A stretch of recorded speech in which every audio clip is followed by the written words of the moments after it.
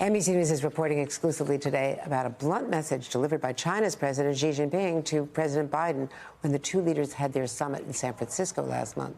Joining us now is the leader of the NBC team reporting on all of this. Meet the press moderator, Kristen Welker. Kristen, there were a lot of things that the team, our national security team, Carol Lee, Courtney Kube, you.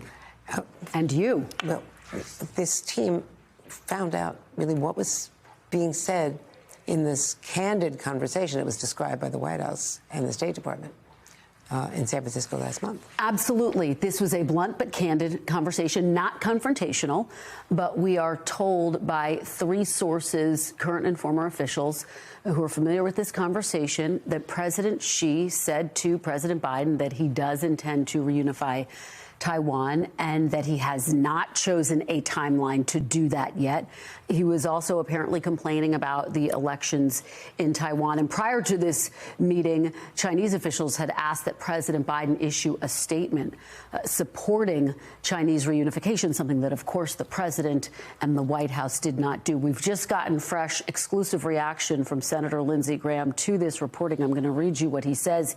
He calls the story, as reported, beyond unnerving. He goes on to say, quote, "I will be working with Democratic and Republican senators to do two things quickly. First, create a robust defense supplemental for Taiwan. And second, draft pre-invasion sanctions from hell to impose on China if they take action to seize Taiwan. I believe there is strong bipartisan support to stand up to Chinese communist aggression." So that is how Senator Lindsey Graham is responding. Again, we are just starting to get this response coming in.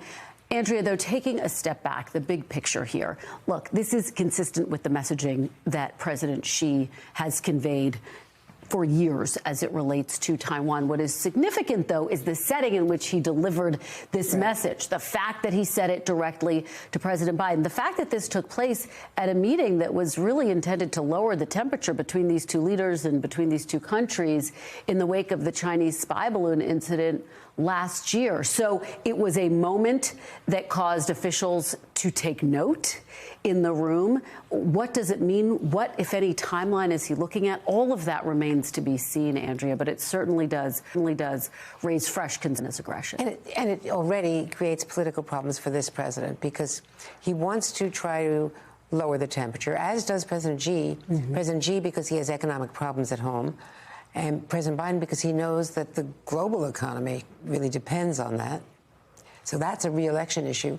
But the politics of it are terrible because of the unpopularity of China and the way Republicans are framing China as the aggressor, which it is in many cases militarily right now. Absolutely. And I think this will be, look, a very big issue on the campaign trail in 2024. There's no doubt about that. But this is going to be a key test. Of course, there are going to be elections in Taiwan. It's January 13th. Yes, it's coming upon us. Exactly. Just around the corner. And again, we know that President Xi was complaining about that. Now, look, President Biden has said publicly that the United States would defend Taiwan if China were to invade, a statement that the White House has walked back and softened a bit. But we have heard this president take a very tough line as it relates to China, so we'll watch.